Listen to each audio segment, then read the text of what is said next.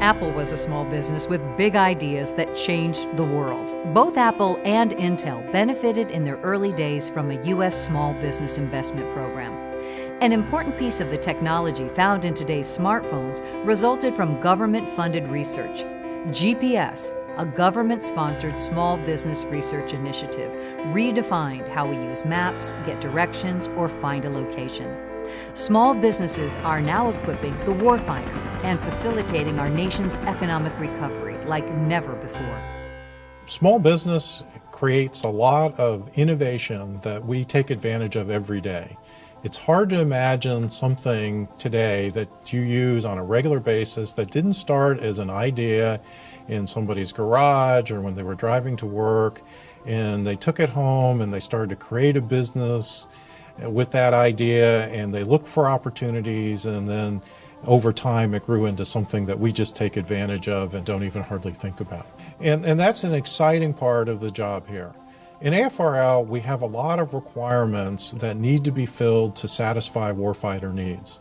Small business is an engine that provides innovative solutions to solving those warfighter needs, and we encourage small businesses to bid on our solicitations. As AFRL program managers, scientists, engineers, and subject matter experts, you know better than most that the mission of the AFRL is leading the discovery, development, and integration of affordable warfighting technologies for our air, space, and cyberspace forces. Optimal success comes from places both large and small, and sometimes from places previously unheard of, which is why the Air Force Small Business Office was established in the first place. Small businesses receive a significant portion of funding through the AFRL. This year, over $1 billion were spent with small business. That's about 1/3 of every dollar AFRL puts on contracts. As a result, industry has responded with valuable, innovative, creative solutions. Many of the businesses were awarded contracts in full, an open competition where the technology they proposed was deemed the best to fulfill Air Force requirements. That's why we're working so diligently to promote policies, procedures, and practices that afford small businesses maximum opportunities, a level playing field, as it were, to compete for contract awards. Groundbreaking achievements have been and continue to be realized. Giving small businesses an opportunity to develop innovative technologies or products that meet our global needs is our charge. The bottom line is, the Business Hub serves everyone well. Indeed, this is the proverbial win-win. Small businesses owned by the American people deserve to get the revenue they require to create good jobs and drive our economy forward.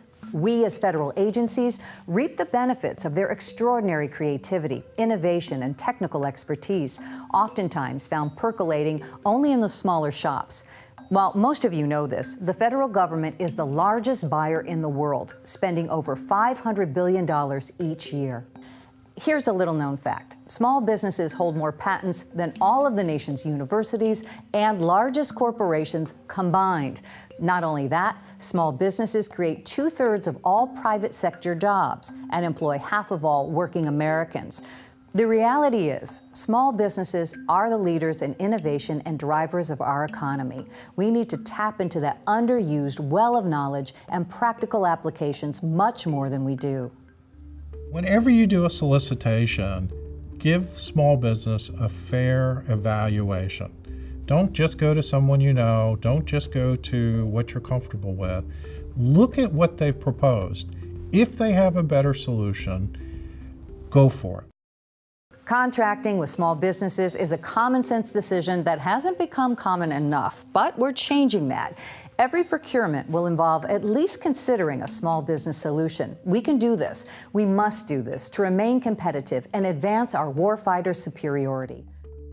The small businesses don't have to go through all the layers to get approvals for things. And it was interesting that I recently worked with a project engineer who had, for years, worked with a large business, and the most recent contract, about 5 years ago, was awarded to a small business. They won it on their own merits, and they found that they were getting the information that they wanted in a format that they could use better, that the company was just able to be more adaptive to their needs because their emphasis was that program.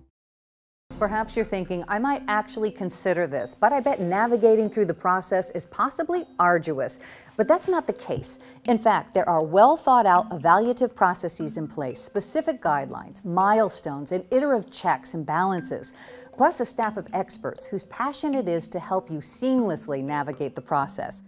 I am a small business specialist, and there are other small business specialists at the different research sites. We've typically come out of contracting backgrounds, and so we can help you work some of the FAR requirements along with your contracting officer. But also each technical directorate have small business liaisons, technical people that can help work the small business program from a more technical perspective, because as I said, I tend to be, and my cohorts, my colleagues tend to be more business oriented. So in addition to those aides within the laboratory, there's also our small business administration, procurement center representatives, the small business hub, and ways to be able to interact with small businesses and learn more about small businesses. So there are lots of people to help you out there. Anticipating and solving warfighter problems is no small task. And now you're required to consider whether there are small businesses out there that are not only up to the task, but could actually exceed expectations in terms of both turnaround time and budget compared to the primes, who are known quantities. How do you do that? It comes down to doing your due diligence, which means conducting market research on a variety of companies. What I find we often do is perform a literature search to find what's being published out there, and we rely on our technical people, their knowledge of the industry and the people that they've worked with. And that's a good starting point, but the problem with that is we don't know what we don't know. So while our engineers know a lot about the people that they're working with and the things they've read about, there may be small businesses out there that aren't publishing. They're out there researching, but they don't want to let everybody know yet what's going on. And some of those small businesses might not necessarily be tuned into the Fed BizOps, the place where we normally publish our opportunities. With that in mind, I do still recommend that you publish on Fed BizOps, perhaps ask about a request for information, submit a request for information, ask companies what they're doing in the area. But if you're going to do that, there's a tool. Small Business Administration has an internet tool that you can go on and search for keywords and search for small businesses against certain keywords, and it'll give you a list of email addresses of companies that are working in that specific area. So if you want to catch these companies that maybe don't have somebody dedicated to searching Fed BizOps every day to see what might be coming along, send out a list of emails to those people saying, hey, we're publishing something, we want your information. Go look at this on Fed BizOps and let us know what you're doing in this area. So that's a possibility. And then there's always the good old-fashioned Google search. Get out there on the internet and see what's out there, and I think you might be surprised. We must connect with those small businesses through multiple mechanisms, including the Defense Innovation Marketplace, which links to Federal BizOps, which is where all our solicitations are posted. What we have learned so far is that the vital resources you need are out there. However, you may still be wondering, how do you specifically communicate your requirements to industry? For that, we turn to Patricia Kendrick, who clearly and succinctly explains how the Small Business Office can help making a seemingly Herculean task not only one you won't dread, but will make you wish you had sought them out long ago. When they have requirements forthcoming, they can contact the Small Business Office, and if they need a list of different small businesses who may have technologies and the core competencies they're looking for, we may provide that information to them as well. They need to immediately contact their contracting officer and the buyer, and they will give further guidance on what they need to do to get information out, either for a sources sought or requests for information. So there are multiple avenues with which the SNEs can connect with a small business via the Small Business Office. Are there additional routes that need to be highlighted? Ms. Kendrick provides key next steps you can take once a correlation between small business and directorate technologies and core competencies have been identified. We compare their technologies with the core competencies of the AFRL technical directorates. If we see a correlation or some sort of relationship between the two, we will provide key points of contacts to the small businesses. from there, they call the Small Business Liaison Officer in each of the TDs. From there, they'll be put in contact with a technical engineer or scientist. At that point, it's up to the S&E to establish a dialogue with these small businesses. That way they can build a portfolio for their market research. And it demystifies what they may already think about a small business because they're going to be actually talking to them. The small business specialists are experts at navigating you through this process. So when seeking valuable insights and direction concerning your directorate's needs, reach out to them.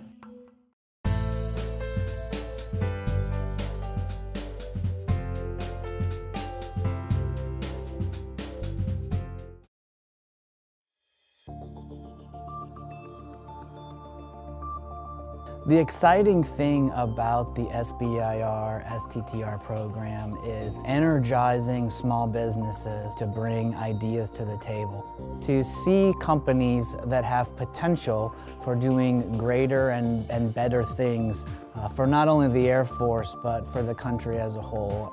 There is a very large amount of dollars that are invested by the government. At $350 million, it is a considerable size of investment that's made each year by the Air Force. For the SBIR program, there are thresholds, the number of employees, there are also dollar thresholds.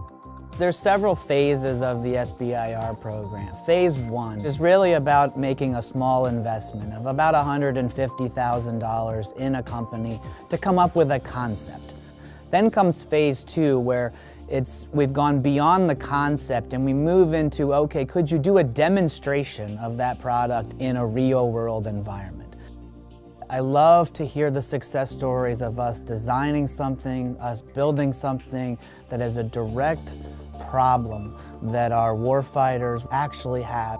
There's a lot of these small businesses that are coming to the table and they're saving lives, they're saving money, they're improving capability, and it's very, very exciting to be the one who makes the investment in them as an organization, as a problem solver for not only the Air Force, but the DoD and the nation as a whole. The best suggestion that I can have for a small business that's wanting to get into the program is to really try to understand the problems of the DoD warfighter.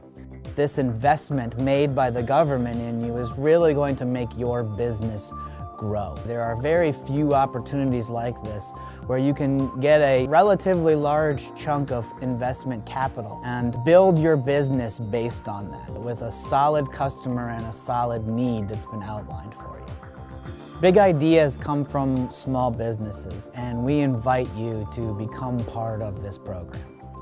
Visit us online at www.afsbirstttr.com or follow us on Twitter, Facebook, and YouTube.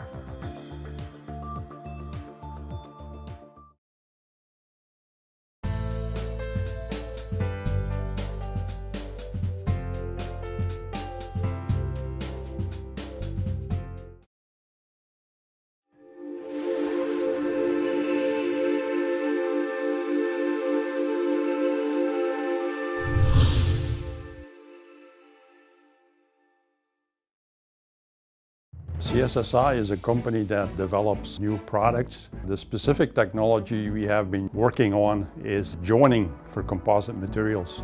We specifically developed a joining technology called snap joining. So what it does differently from everything else is it allows for very quick and easy assembly. The tower has all this snap joining technology in it. So it was our first demo article of any scale.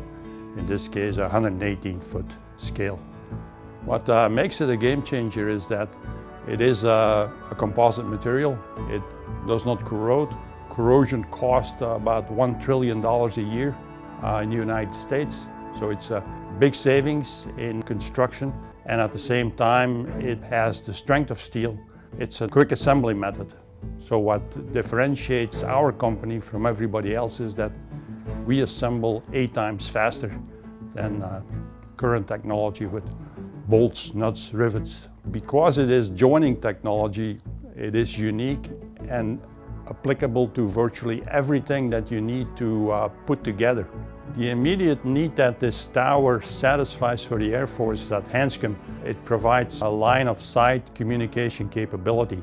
The SBIR program provides us maximum flexibility and agility to operate and defend our network. Using the standard acquisition process takes months to years. We can use the small business to go out within days to help us with our gaps and our requirements for our networks. This is a huge, huge increase. Transitioning technology is one of the most difficult things we do, and the SBIR process and program allows us to transition that technology faster than if we tried to develop it ourselves. Leveraging the small businesses allows us to have agile acquisition of technology for our future requirements.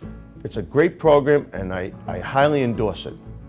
We would not have been able to make this happen without the SBIR program that the Air Force basically funded for us, and not without the CRP program. If these programs had not existed, nothing would have happened. They are the essential ingredient of an innovation ecosystem that is vital to the United States. And we have been a big beneficiary of this entire program.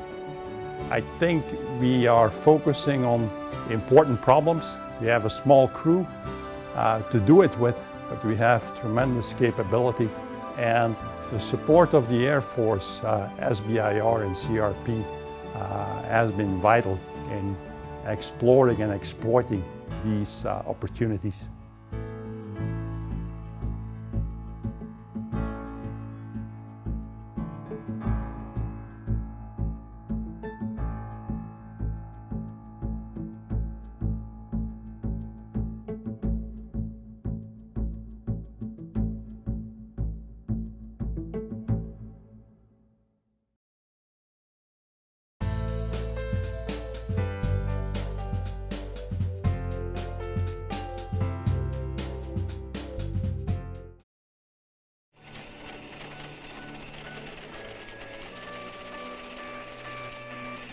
The ever-increasing demands of a mathematically oriented society.